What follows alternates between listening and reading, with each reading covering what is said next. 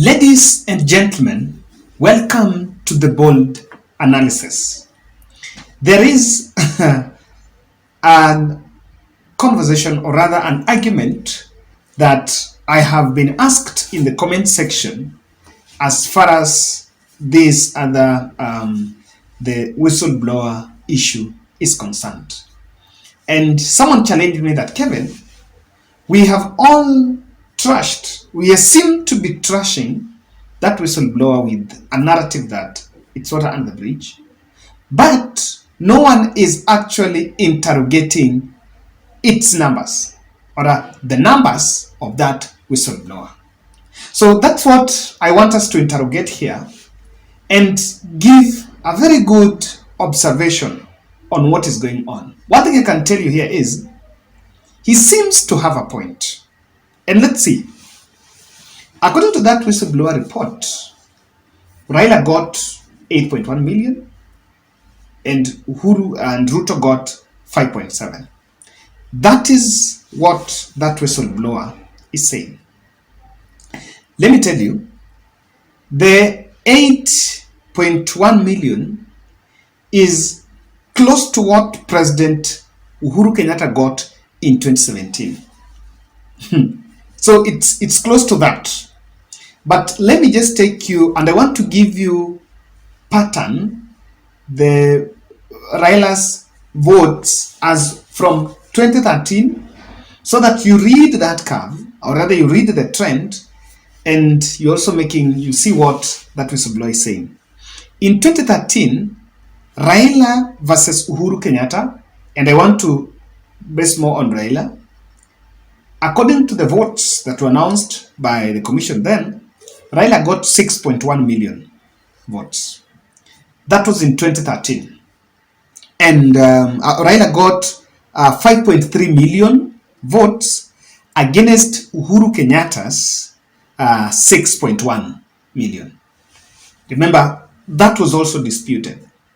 But markets, Raila 5.3 in 2017. Look in 2013. Now look at 2017.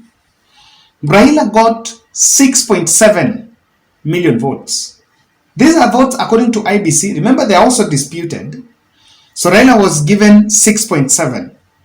If you look at the gap that is improved between 2013 to 2017, ni kama alikuwa ameongeza 1.3 million votes. Look at 2022. Raila got 6.9 million votes. Tuambie ni ukweli. Kama between 2013 na 2017, everything was constant. And NASA versus Jubilee, Raila got least number of votes in Mount Kenya. Lakini bado, of course, the turnout was higher. It was better compared to 2013. And that turnout still gave Raila 6.7. Unanielewa? So 6.7 million people voted for Raila in 2017. Now, in 2022, inamaanisha ukikompare hapo ni kama aliongeza 1.2 million votes. What is this magic that will make Raila only to add 200,000 votes in 2022, while for the first time, Mount Kenya was supporting him? Let's just get it out. Let's get it. I know that in 2017 there was NASA and so Musalia Mudavadi was there. Ukipiga hesabu inroads za Musalia Mudavadi na Wetangula, only Wetangula scooped 200,000 votes. The other counties of Vihiga, Kakamega, Bungoma, Vihiga, Kakamega and Busia was locked. So Vihiga and Kakamega and Trans Nzoia was still shareable as of 2017. Even if you were to calculate that difference, it's not that huge. And even if Raila was losing votes because it was shareable in Central, in Western, Central Kenya gave Raila more than 1 million votes. So how could it be possible that despite the fact that Central Kenya added into his vote basket, The 6.7 million people that voted for Raila in 2017 could be are the same people that voted for him in 2022. Lakini aliongeza, but that difference is only 200,000 votes. Guys, that is what that whistleblower is talking about. You know, these numbers, and sometimes when we do this analysis, we try not to interrogate the numbers. I want to also challenge you. Interrogate these numbers. Kama 2017 alipewa 6.7, irrespective, toa the fact that that election was contested. We'll get into that. 2022, 6.9. Kwamba within those 5 years, na things changed. Kwamba ni sawa, hakuwa na Mudavadi, hakuwa na Wetangula. Lakini, he lost because of Musalia Mudavadi and Wetangula.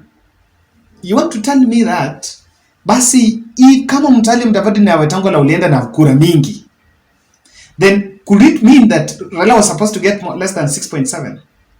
So the variance, most constant thing is the people that voted for Raila in 2017 still voted for him in 2027.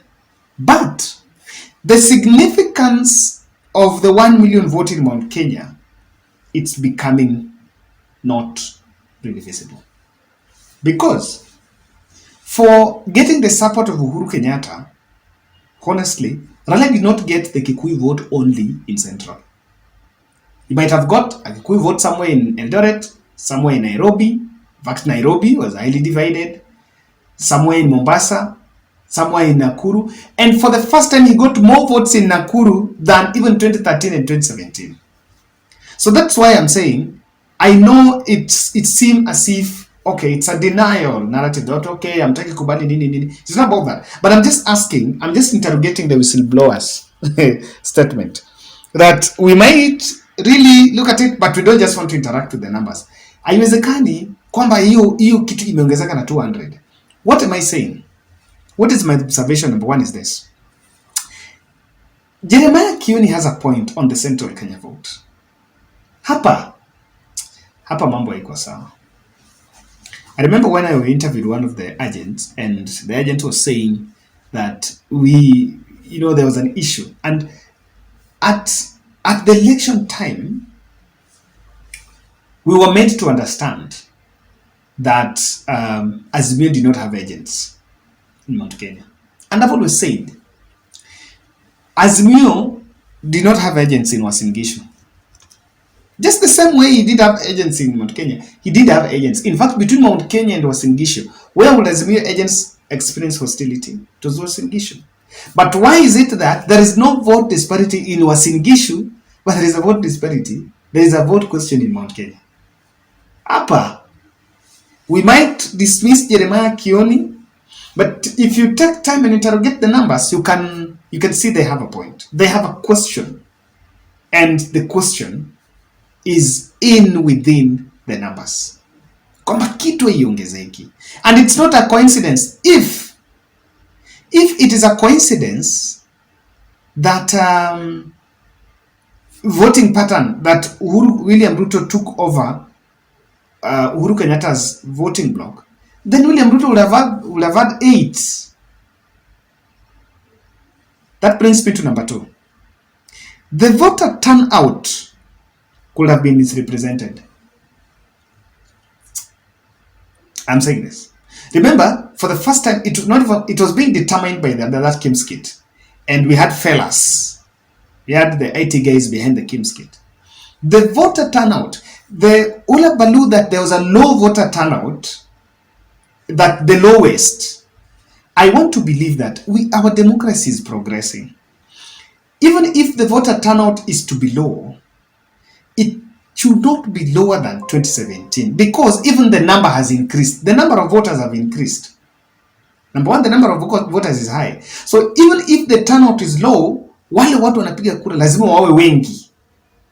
Okay, let's just calculate with 2017. 8.2 Uhuru Kenyatta, Raila 6.7. That brings you to around 15 million people voted. Now in 2022, take 7.1 and 6.7. 7.1 and 6.9. That brings you to 14 million. So what would make 1 million people not to go and vote? Tuambieni ukweli. Surely, nini ilifanya watu milioni moja wasipige kura? Can you get those reasons? Remember, these numbers are still also distorted. 2015, 15 million. Okay, na hiyo sijaongeza zile zingine. So this 2017, we have a rough estimation of around 14.4 people. So are there a whopping 1 million people who decided not to go and vote? What could have brought that? Surely. Because hapa, it was between Ruto, and Ruto was charging his people to go to the ballot, and Ruto had the youth. And Raila was having the same voters, the same supporters that all the way from 2017, from 2007, 2013, 20. Okay, maybe some of them might have passed on from 2007. Let's talk about 2013 and 2017. Is it possible? And we need to interrogate, really, what would have made people not to go to the vote? Because the issue of skewed voter turnout is what, the representation of the voter turnout is what is used to convince you that, look here, what we had is the real representation.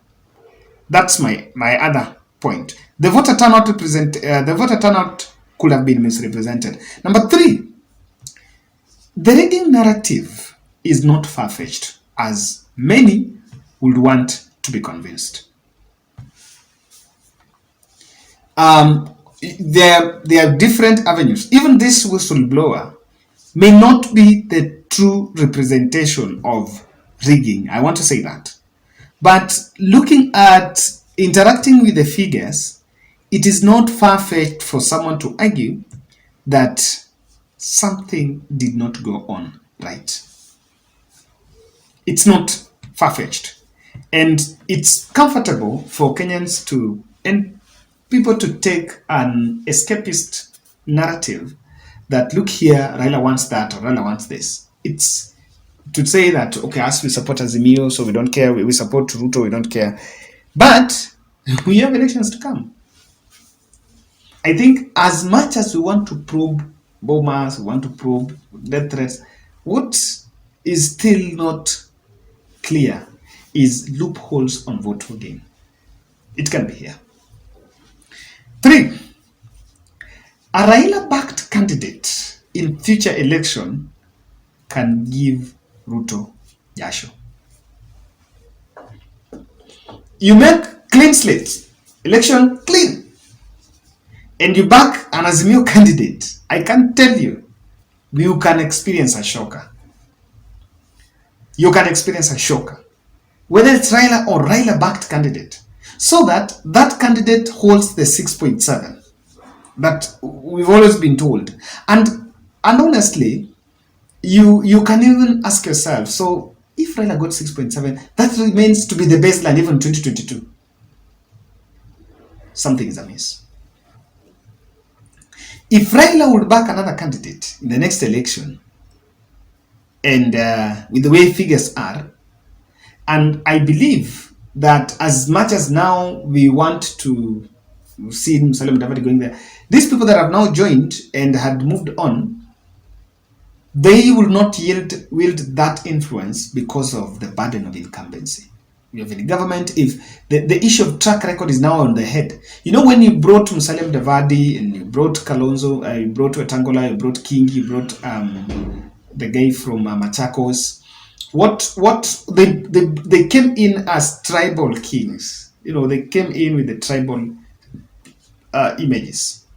But now, that representation of Mulembe, so and so, will be depleted, or rather will be deflated by a track record. That as much as we're saying, wewe ni wetu, lakini ulikuwa kwa government, so hii mambo haikuwa sawa, and they'll be judging that man. So I'm also just repeating it here that it should not be said, and it should not be general consensus that, okay, we have a precedence of presidents having 10 years, and so there's nothing. I think that is just to push competition away. With good competition and clean up of that body, honestly, something can be done. Interrogate the numbers, and also, let's see, do you agree with me?